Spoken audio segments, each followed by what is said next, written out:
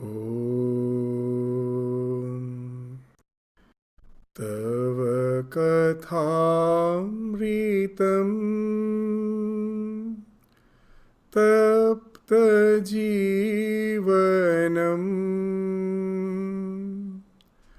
Kavibhiriritam Kalmashapaham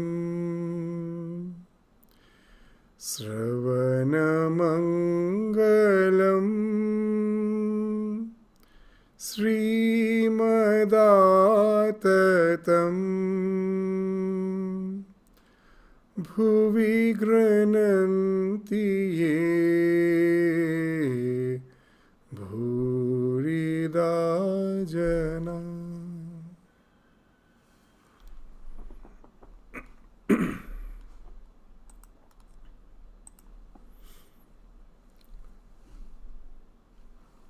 So the Gospel of Sri Ramakrishna, advice to the Brahmos.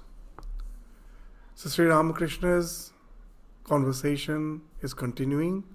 We will start where we ended in the last class. The Sri Ramakrishna is speaking of the efficacy of God's name. There is a great power in the seed of God's name. It destroys ignorance. A seed is tender and the sprout soft. Still it pierces the hard ground.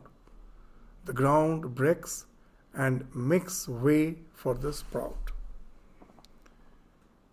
So, the efficacy of the God's name, that's what Sri Ramakrishna is stressing, highlighting here. We find that it may appear to be something just like a tender seed. The example Sri Ramakrishna is giving is very nice. That a tender seed, its sprout is soft, but still it pierces the hard ground, and the ground breaks and makes way for the sprout. So what Sri Ramakrishna is indicating, that the name is very powerful. How it works? That you will find that even with the psychology, modern psychology, we can understand that what Sri Ramakrishna is speaking is so true. That in all the religious traditions, we find that there is something common. What's the thing common? The repetition. Everyday prayer we repeat.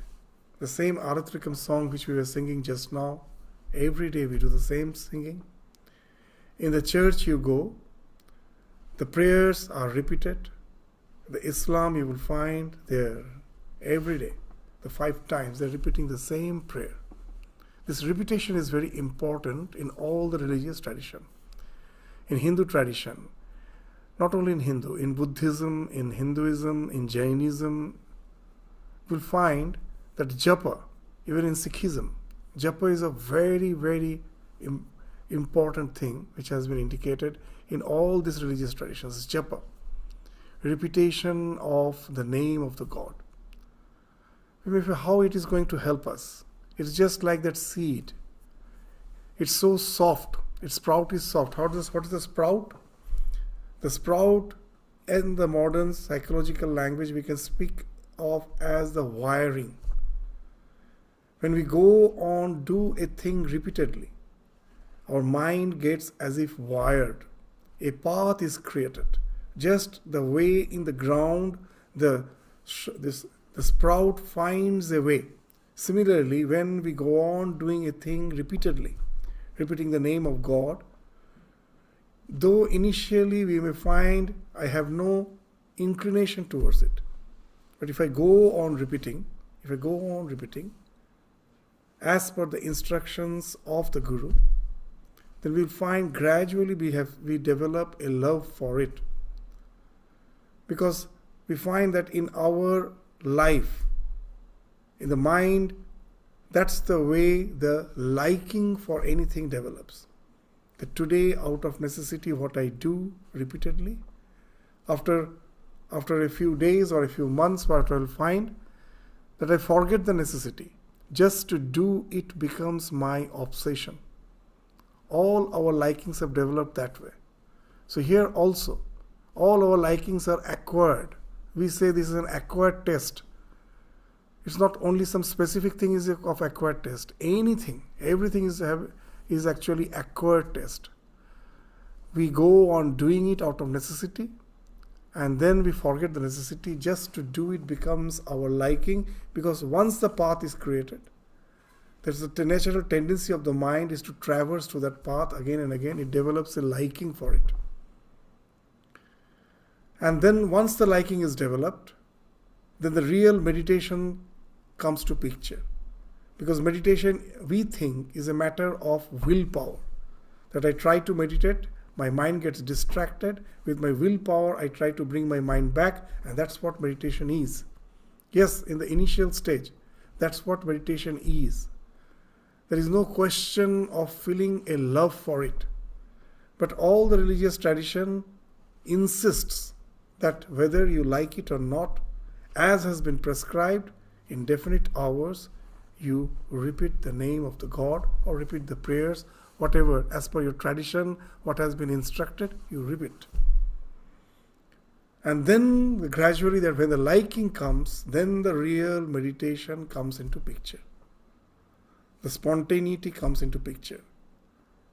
Even in the Bhagavatam, in the Chaitanya Charitamritam, that's the idea which has been spoken of, that Ei Hurinam Nite Nite Bhakti Mukul Fudbechite. As you go on taking the name of God, the bhakti, which is in the form of bud in your heart, that will bloom.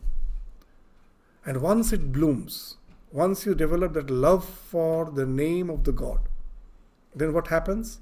Once you develop love, then the meditation becomes spontaneous. And once the meditation becomes spontaneous, it becomes more and more intense. And then this meditation, which started just by the repetition of the name of God, that at last takes you from meditation to samadhi. Samadhi is nothing but intense meditation. The more the meditation gets intensified, the more the distraction starts falling off. This meditation at last takes you to the state of samadhi. What is samadhi? Where the triad of dhyana, dhyata, dheya. That when I am meditating, there is three distinctions. The one who is meditating, he is the dhyata.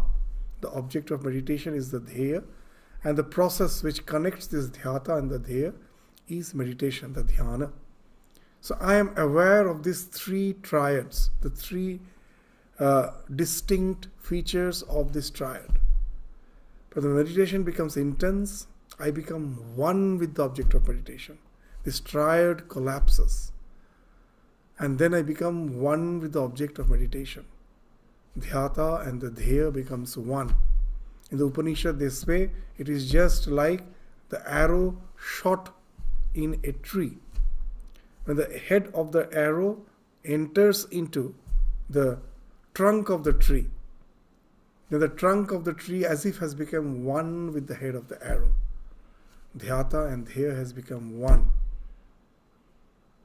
So Vedhavya, that's the word in the Upanishad, is you have to strike your target with the arrow. Be focused. And once you can do that, you become one with the object of meditation. And that's the state which takes you to the highest realization, where our mind has merged with the absolute. And then you realize it's no more a matter of a belief. It's a realization, which it takes you to that realization. So just see, it started with just the repetition of the name, which was just like a seed. It had the potency to take you to the highest realization. So we may feel that it is something very subjective. It is not, yes, a great extent it is very subjective practice. But another aspect of the power of name, that also is something which we should be aware of. What? That the mantra which the Guru is giving to the Shishya, it comes through parampara, through spiritual tradition. In a spiritual tradition, a realized Guru, when he has realized the spiritual truth, with the help of a mantra, that same mantra he is just giving it, delivering it to his disciple. Now the disciple, by practicing, he also goes to a state of realization. Now he becomes the teacher. He delivers the same mantra to his disciple. That's the spiritual tradition. Just the way in the biological lineage, it is the DNA through which the life force is transmitted. Here in the spiritual tradition, the name is like the DNA. That's the seed through which the spiritual power is transmitted. How it works? It works wonderfully. That here, in one thing we saw that we need effort. To a certain extent, we need effort to develop liking for meditation. That's one aspect. Another aspect is very important. That even without much effort, if with Shraddha, with faith, if I resort to the repetition of the mantra, then what happens? The power of the mantra, which has become powerful because of the mantra which has been repeated by the realized soul, it gathers certain potency, certain vibrant, certain vibration. And when I get that mantra from the Guru, the mantra which has came through the succession of realized soul, that mantra is very powerful. The moment I repeat, it catches the vibration which has already been created by the succession of gurus who are all realized soul. And immediately my mind is uplifted without much effort. It's not something, just an abstract principle. Even in our day-to-day life we will find that it do happen. That now in Mahakumbh, so many people are going. There's a craze. Why? Whoever goes there, even a foreigner from a different tradition goes there, they don't know the reason. You will find that when they are interviewed, they all speak the same thing. What they're speaking? It's something wonderful. The moment you come here, you feel that you have been transported. Suddenly your mind changes.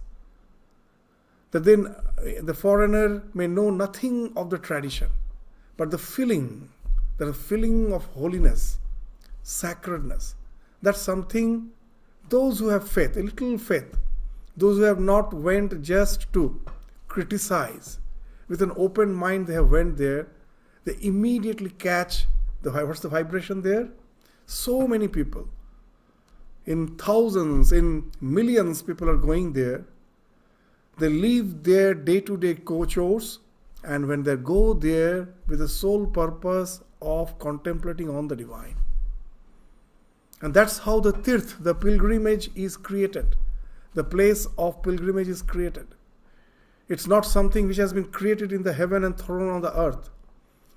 The place where all the people go to a particular place and all just use that place. In that place, what they do? Solely that place is for taking the name of the God.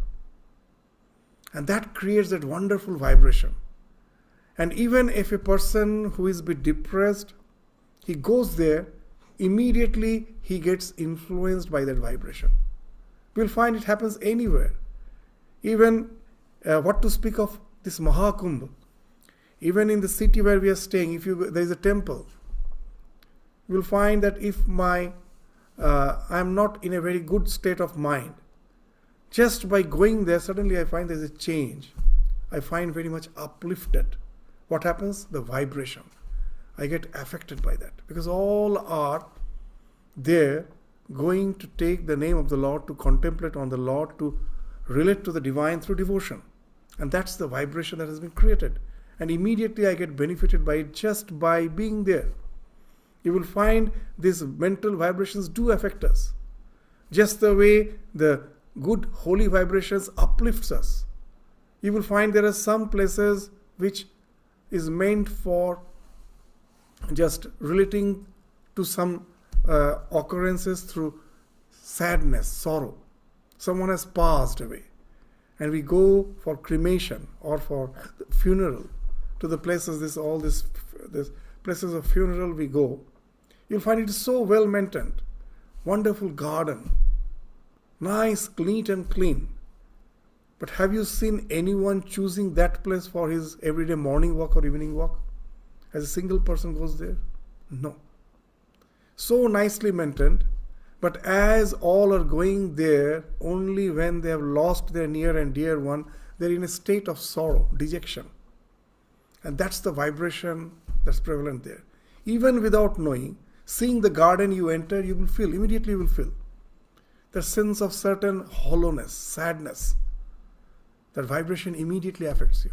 You can never feel in a very uplifted state of mind. Impossible. So now you will find that how the tirth is created by these vibrations. The same thing happens in this Guru Shishya Parampara. The mantra which has been repeated by a realized soul to go to the realization, which has enabled him to go to that realization. That mantra itself has now got associated with a particular vibration. It has just become just like your mobile number, phone number. Anyone rings that number, immediately you receive the call. That number is associated with a particular frequency and immediately your mobile will ring. The same thing happens here. The moment you repeat the name, that's why the name is kept secret. That you are not supposed to say it to all, because if you say it to others, they may not be serious. They may use the mantra just casually, and then it loses its potency. In the olden days, there was a tradition that only the mantra has to be transmitted from Guru to Shishya, and Shishya shouldn't divulge till he becomes the Guru. And he has the power to transmit it to others. He was not supposed to divulge. Why? It's not exclusiveness. That we create a sense of exclusiveness. It is for the so-called fortunate ones. Others are not so fortunate. No. It's not the question of creating a sense of adhikari, that I am adhikari, you are not. No. If you are sincere, if you are really going to take this as a way of life, you are entitled. You are also entitled to get initiated in that mantra, but you have to take it seriously. There comes the collective responsibility that it is we who are going to keep the potency of the mantras very strong. Nowadays, in the days of media, you will find in the internet all mantras are available. So many mantras. Sometimes through the loudspeaker, the Gayatri mantra is chanted. In the olden days, these were prohibited. There's a nishedha. You shouldn't do that. Now, in this age, we say that all those are meaningless. Why should there be nishedha? It should be for all.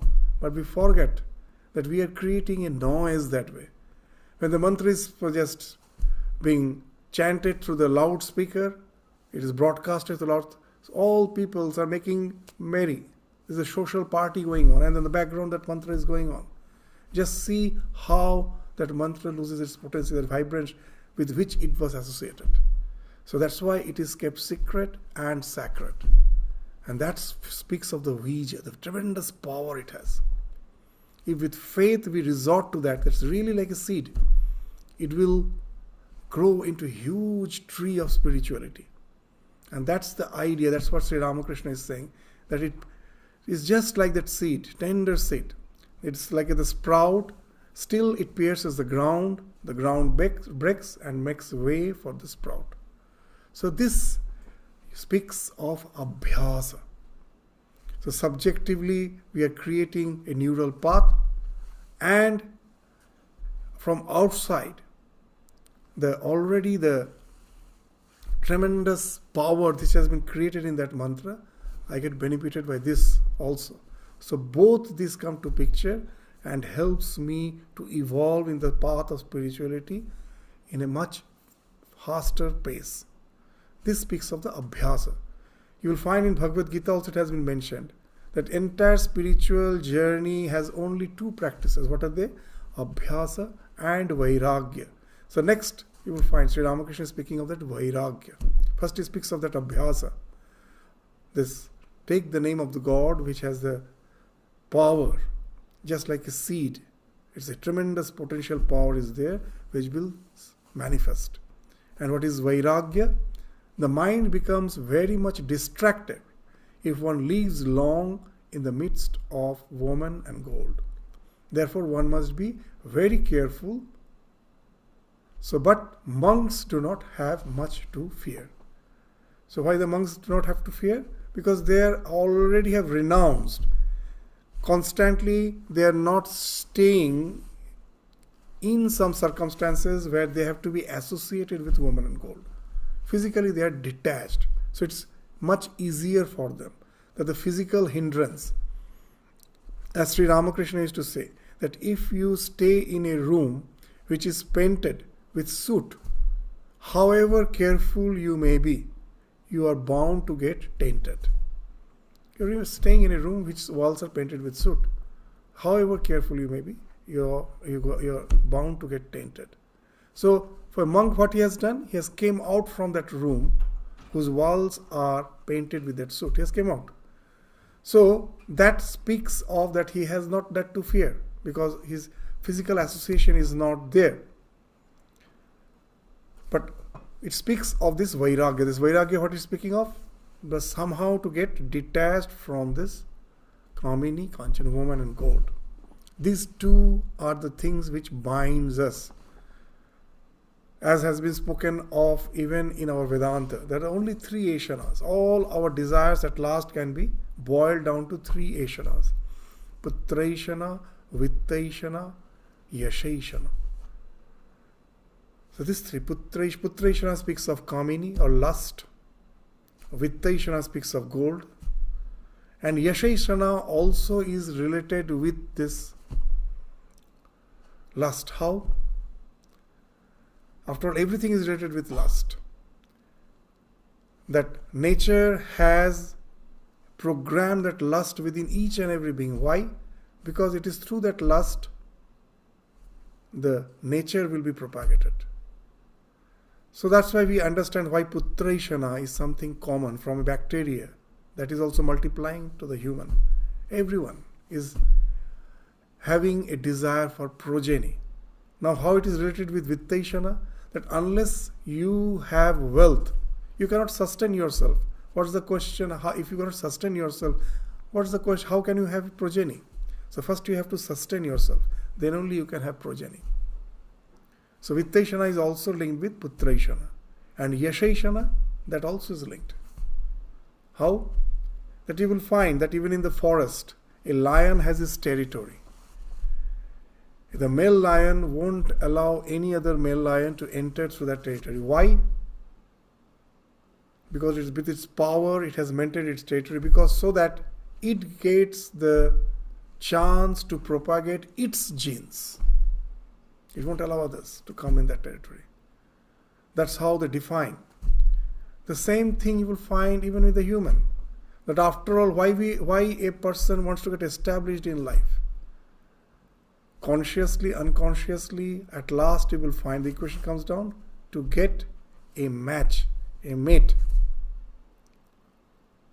I can choose a really good mate if I am established. That again speaks of the propagation of the genes.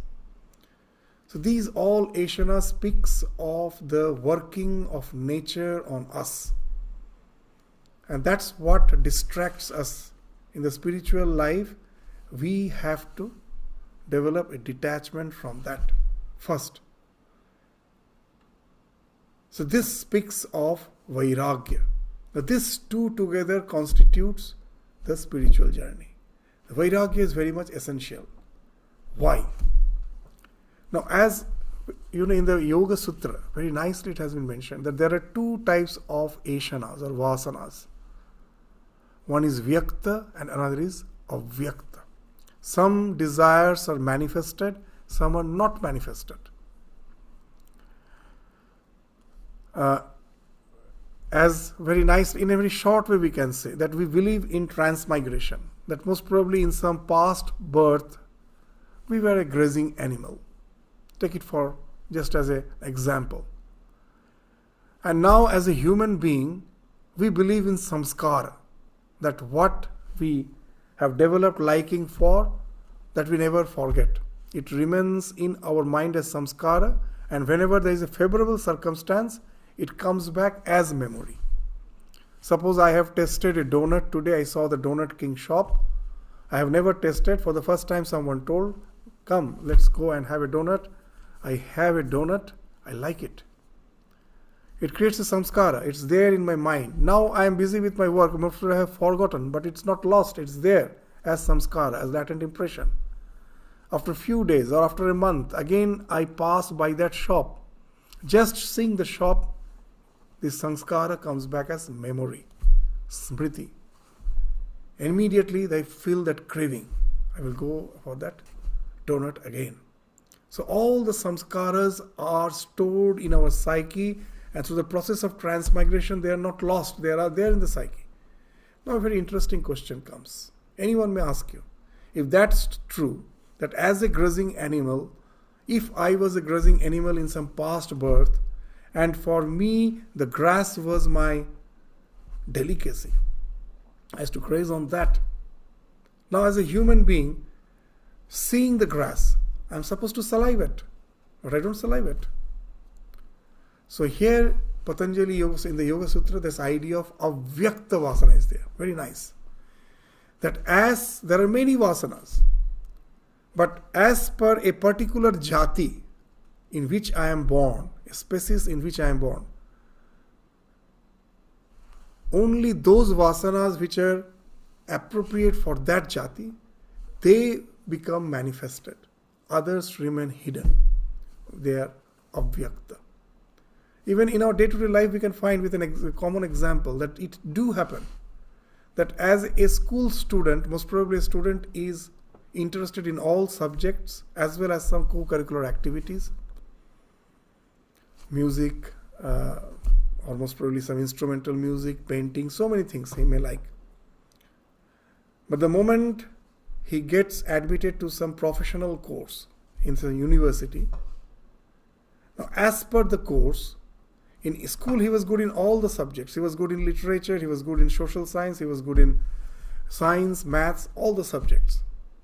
Now most probably he has entered into a law college. Then only a particular subject that gets highlighted. He forgets about all of the subjects. For the time being, it's the liking for all the subjects are there, but they now gets hidden, shadowed.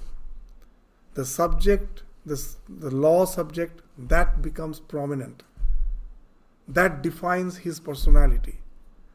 And when he has become a lawyer, and then when most probably in his later life he has some, now what you say, a lot of time because he's already established, he has some leisure, and then again those old vasanas, that his love for music, for painting, that may again come back. So even in this life we can see that. So that's what Yoga Sutra also says, that there are some vyakta vasana, some avyakta. Now this vyakta vasana, what is this in common for all? This kamini kancha. This is because that defines the life. It is bound to be there in each and every being. This vyakta vasana.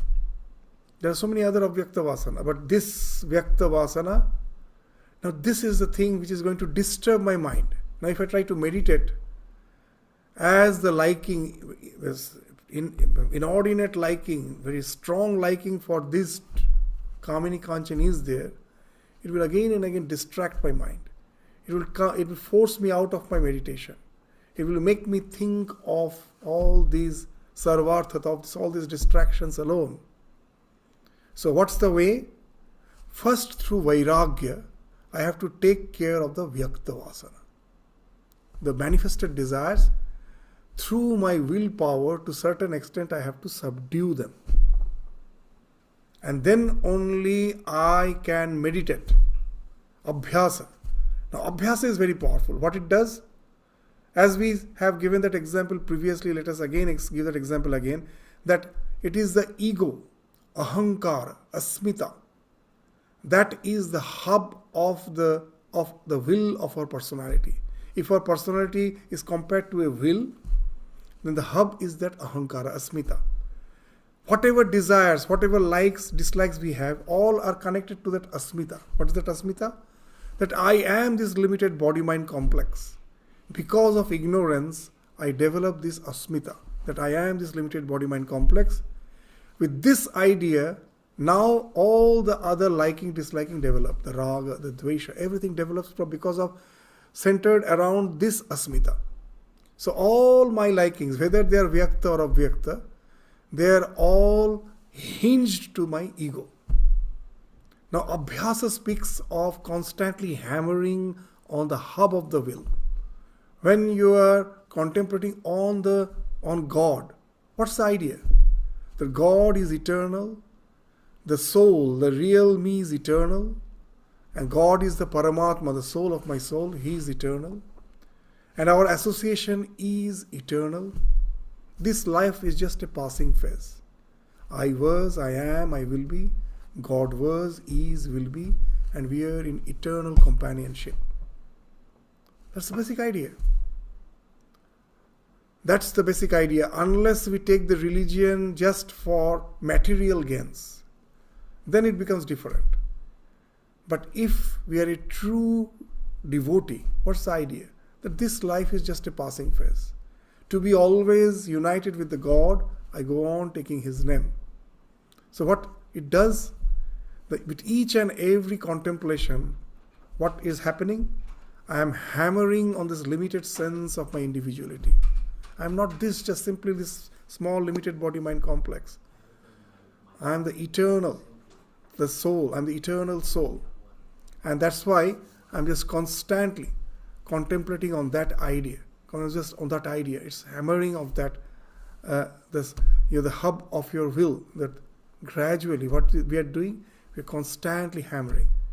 And when that's done, when at last that hub we can as if uproot, then what happens? All the samskaras, which were just like the spikes of the will connected to the hub, they all fall off.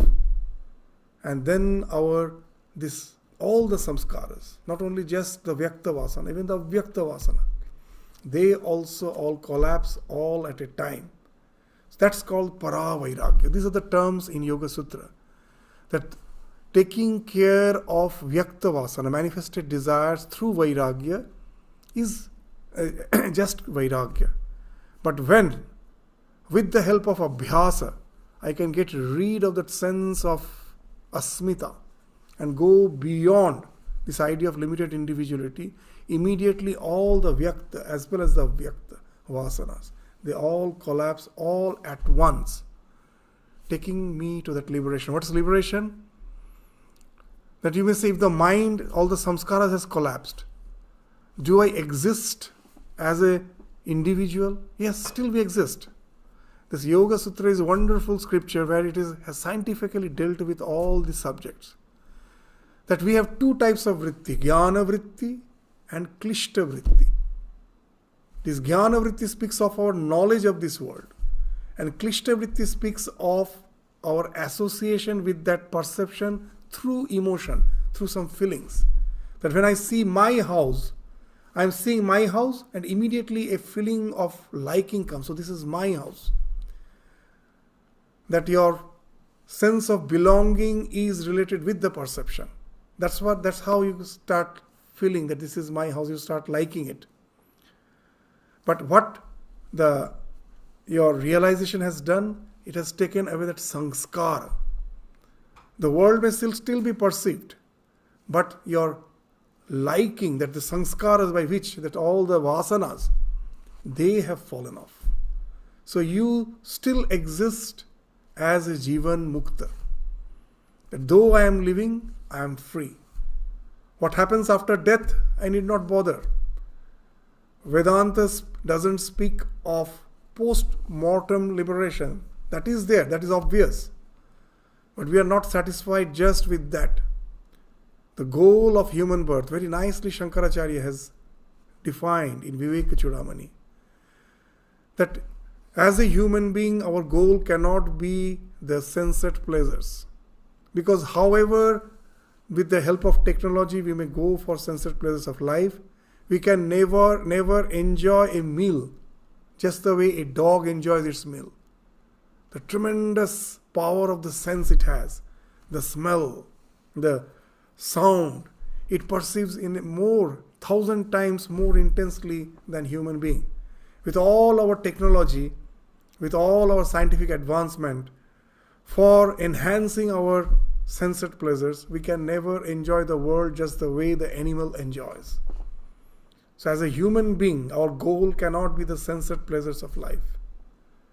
Then what is the goal of human birth? That's the very uniqueness of the human. That as Sri Ramakrishna in the Gospel again and again is saying, একমাত্র মানুষই ঈশ্বরের ঈশ্বর চিন্তা করতে পারে. The thing of the spiritual dimension of existence, no other being can do that. As a human being, we can do that. That's the uniqueness. And that's Bhagavad Pada Shankaracharya. Very nicely in the Vivek Chudamani is defining what he's saying. Jivan Mukti, Sukha Prapti, Hetave, Janmadharana. That the only purpose of this human birth is to enjoy the Sukha Prapti of what? Not the sense of enjoyment.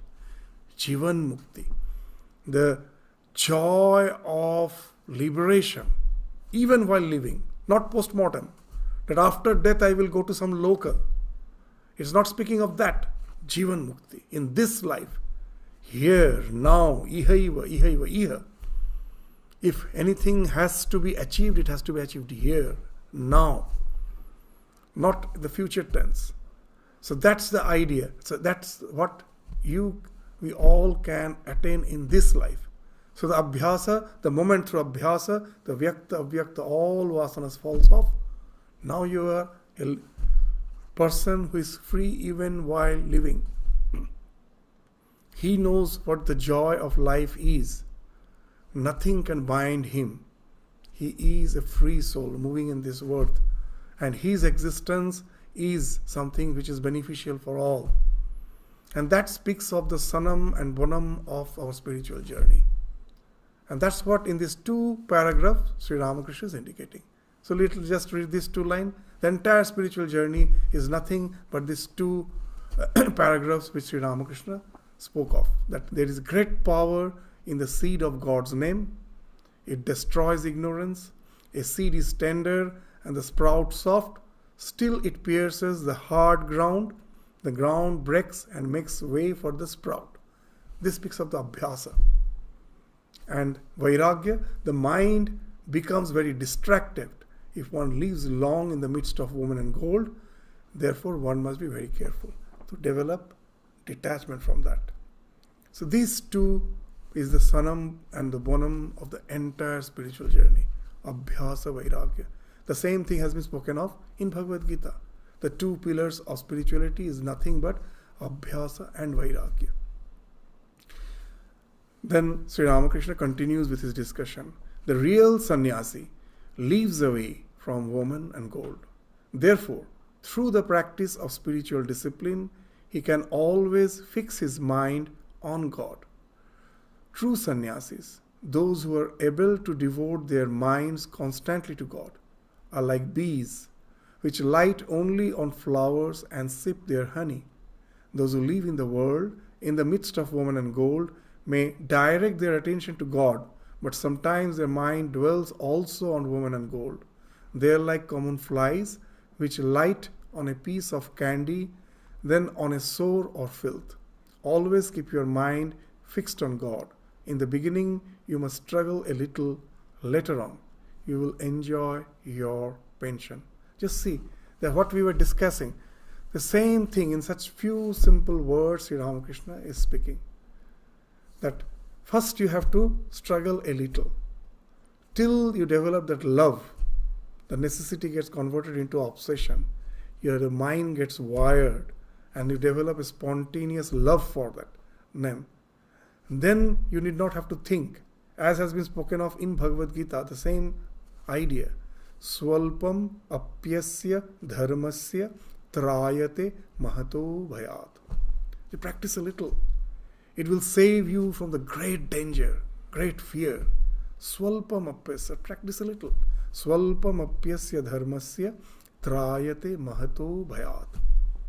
From the great fear, it can save you. How can it save you? Once you develop the love for repeating the name of God, what happens?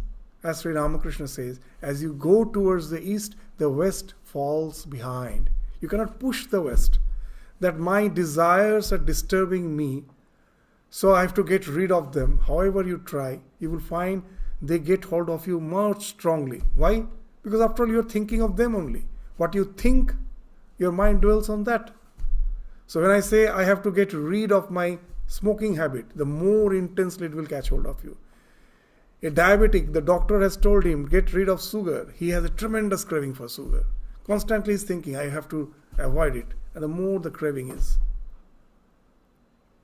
So what's the way out? Even you will find in psychology they say, not by trying to get rid of the thing which is disturbing you. Try to develop love for some other thing which naturally will make you forget about this. Develop some good habits, good hobby, good liking. So God's name is also something like that. The more you develop love for that, the mind can never do multitasking. At a time, it can hold on to one idea. If at each and every moment I can keep the mind on God, the other things are bound to fall off. That's what Sri Ramakrishna told Swami Yogananda. When Yogananda, as a young boy, came to Ramakrishna and asked that how can I get rid of the distractions, the lust and the distractions. He thought that Sri Ramakrishna will just teach him some yogic kriya, pranayama, yoga. He just simply told him, take the name of Lord, Hari. And now this Yogen Maharaj thought, oh, he doesn't know all these yogic prakriyas and he takes take the name of the Lord. So many people are taking the name of the Lord. How it helps? But he had faith in the words of Sri Ramakrishna, though he doubted. But later he thought, why not just practice a little and see whether it really has any effect on my mind. And after a few days, as he was already an advanced soul, he was born a pure soul. He really finds it's wonderful. Later on, Swami Vivekananda used to say that amongst all the direct disciples of Ramakrishna, if someone has really developed pure mind, free from all sorts of distractions, it is Yogananda. When Sri Ramakrishna asked him to take the name of the Lord, he really practiced. In a few days, he got that result. Why? Because the mind cannot do multitasking. It thinks, it constantly jumps from thought to thought. In modern psychology, they say that each day we think more than 60,000 thoughts. Can you imagine? So many thoughts. Constantly the mind is jumping from one thought to other. But at a time, it can think only one thought. So the simple practice of taking the name of the Lord, if I develop a love for it, and if my mind starts spontaneously dwelling on that thought of the God, how can the world come into the picture? It cannot. It simply falls off. And that's what in Gita it also is mentioned. Practice a little. Develop a liking. And it will save you from the great danger. That's what Sri Ramakrishna is also indicating. In the beginning you must struggle. In some other context, Sri Ramakrishna gives a very nice example. In the gospel itself it is there. That suppose there is a stream coming down from the mountains, and it gets bifurcated into two legs. It becomes one river, but it has two legs. There is a bend because it has come down from the mountains and it has broken into two paths. So now, suppose someone has to row the boat from one leg of the river to the other leg to reach some other destination. So as long as he is rowing upwards, because it's a terraneous path, he has to labor very hard. He has to row his boat. He is perspiring, full of energy. He has to use all his energy. He is getting exhausted. But the moment he reaches the bend, now he gets the favorable flow. Sri Ramakrishna is saying wonderfully. Now, in one hand, he will be having the hookah. He will be just having his pipe, the tobacco. And in the other hand, he will be just holding the row so that his direction is not deviated. He is in the proper direction. But all those exertions is no more there. He is relaxing, just holding in one hand the row. In other hand, he is holding the hubble bubble and smoking, relaxing. So spiritual journey also becomes like that. Once through that labor, I've developed a little love. Now I've entered into the state of flow. In Ramakrishna's this example, That idea of flow is there. That once you reach the bend, now you are in the flow. 100 years after Ramakrishna, much later, now Mihai Csikszentmihalyi, his famous book The Flow in Psychology, speaks the same idea. You enter into a flow, state of flow.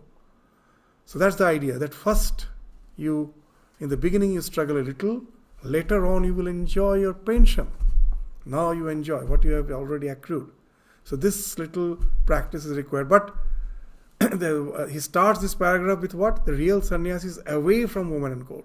That speaks of taking care of the vyakta vasana. I'm away from it. So there's nothing to distract me. All the manifested desire is taken care of by being distanced from it. And then with my calm mind, when I'm thinking of God, it will take me to that higher spiritual realization. So this sarvarthata leading to ekagrata. And then Sri Ramakrishna's, for this day, his conversation ends here. Now on Sunday, April 15, 1883, so we find the scenario has changed. Surendra, a beloved lay disciple of the master, had invited him to his house on the auspicious occasion of the Annapurna Puja. It was about 6 o'clock when Sri Ramakrishna arrived there with some of his devotees. The image of the Divine Mother had been installed in the worship hall. At her feet lay hibiscus flowers and bilva leaves. From her neck hung a garland of flowers. Sri Ramakrishna entered the hall and bowed down before the image. Then he went to the open courtyard where he sat on a carpet surrounded by his devotees and disciples. A few bolsters lay on the carpet, which was covered with a white linen sheet. He was asked to lean against one of these, but he pushed it aside. Why he pushed it aside? Now the master is saying that. Master to the devotees. To lean against a bolster? You see, it is very difficult to give up vanity. You may discriminate, saying that the ego is nothing at all, but still it comes, nobody knows from where.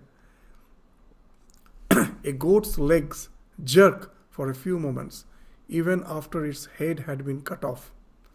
Or perhaps you are frightened in a dream, you shake off sleep and are wide awake, but still you feel your heart palpitating. Egotism is exactly like that. You may drive it away, but still it appears from somewhere. Then you look sullen and say, "What? I have not been shown proper respect?" So this egotism. That's the root cause of our embodied existence. I am the Atman, the soul. Once it gets embodied, what happens? The Atman gets reflected in that embodied being, and that ego, immediately that ego develops. The ego, ahankara. How it comes? As we have been repeatedly saying that same thing, that even in a small bacteria, what's the thing? That the moment the consciousness gets reflected in that bacterial body, what it happens? It immediately thinks that I am this limited being. It thinks like that. The reflection of the self is in that.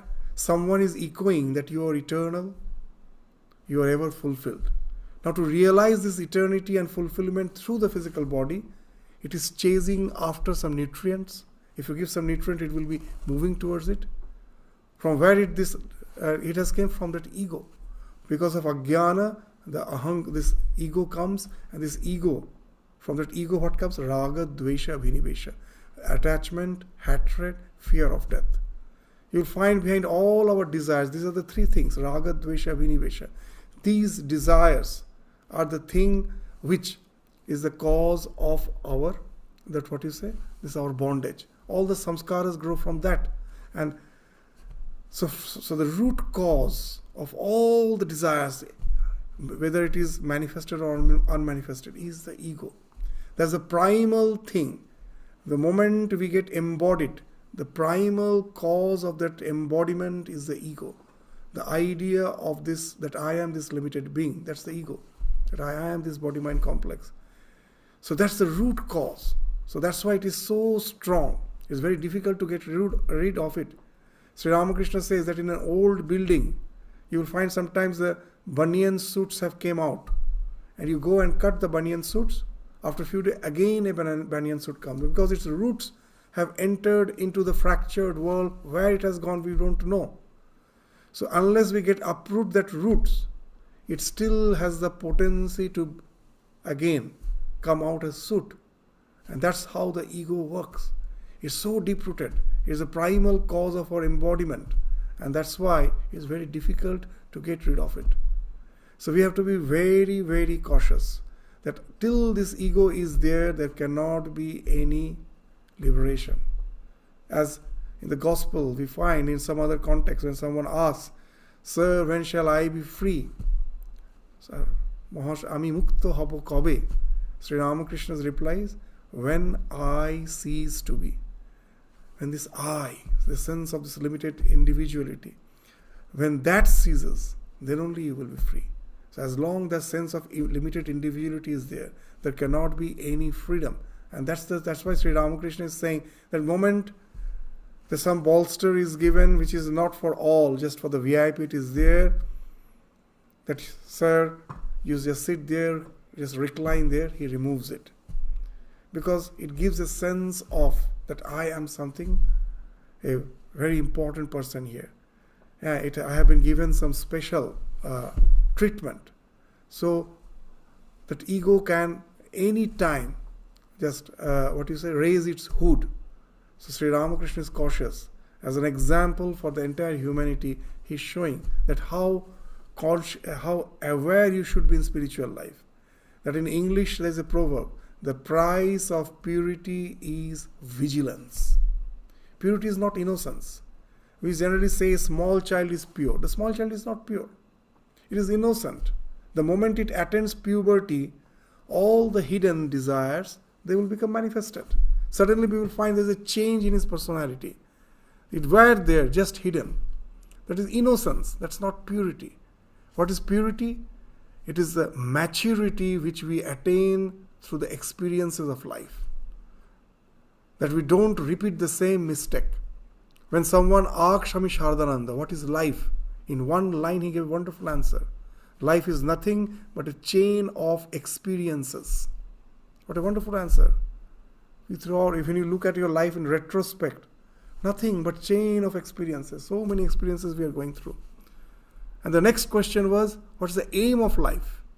He never spoke of God or anything. The next, immediately the wonderful answer he gave was to learn from those experiences. We don't learn.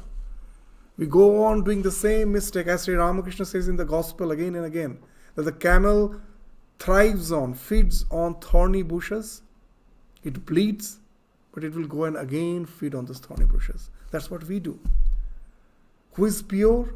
The one who can learn. He doesn't do the same mistake again. That the world of this lust and gold is the cause of my suffering through repeated births. I won't go through it anymore. I won't commit that repeated mistake again. I am aware. I am aware that it is the ego from which all the lust develops. I have to get rid of the ego. I am vigilant. Even if it comes in the form of a small, desire, immediately I am aware of it. I am vigilant. I get rid of it. The purity, what's the real purity is that vigilance. In the life of Ramakrishna, you will find that wonderful example that when he was going through his spiritual practices, all his sadhana, he was in Dakshineshwar. For 12 years, he was practicing through the various religious paths. But in every year, he used to visit Kamarpukur in the rainy season, because in those days, in the rainy season, the water of the Ganges used to become very muddy, and as there was no pure drinking water available, so he used to develop diarrhea and other ailments. So to avoid all such ailments, he used to just leave Dakshineshwar and be at Kamarpukur for those 2-3 months every year. And when he used to be at Kamarpukur, Holy Mother, she was very young.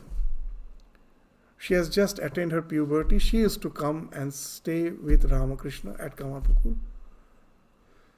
Now, on one such occasion, now Holy Mother never used to show her face. She was very bashful. She had a long veil.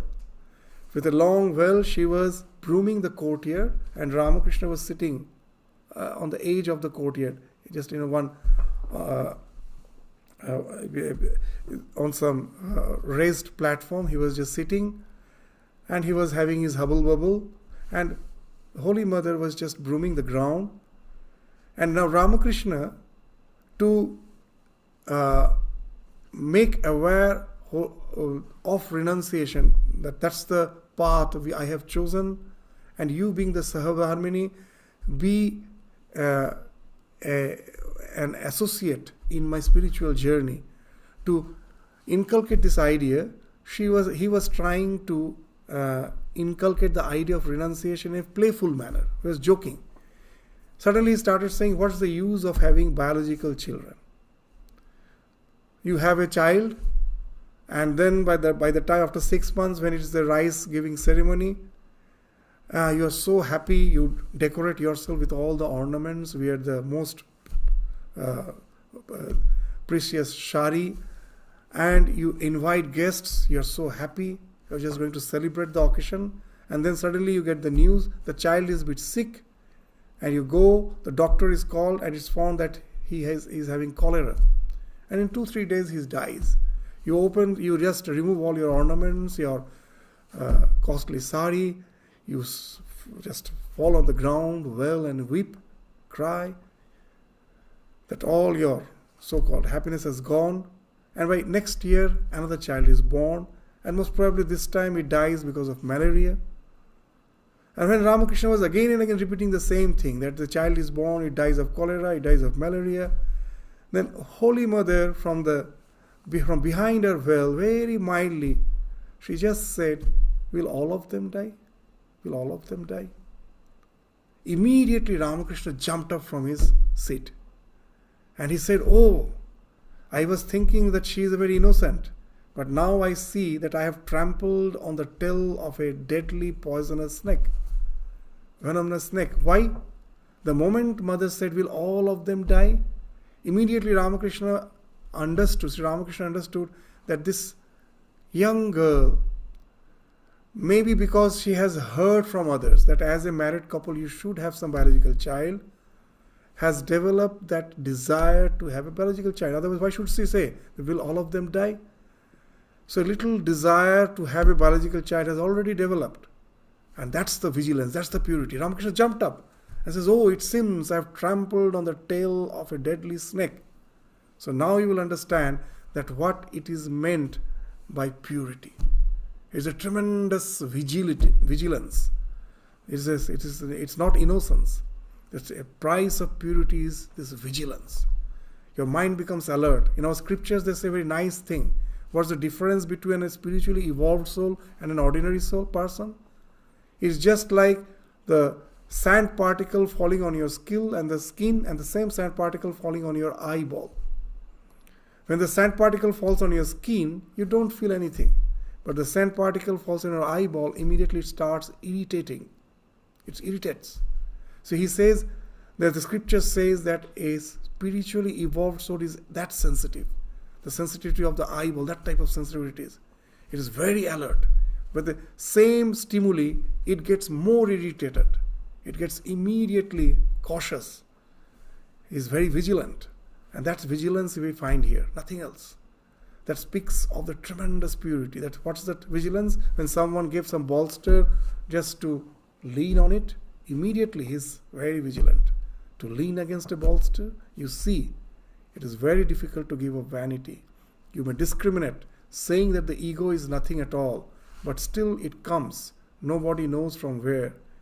And then he gives this wonderful example that reflects, even when some animal, that is sacrificed, its body still goes on shivering for some time.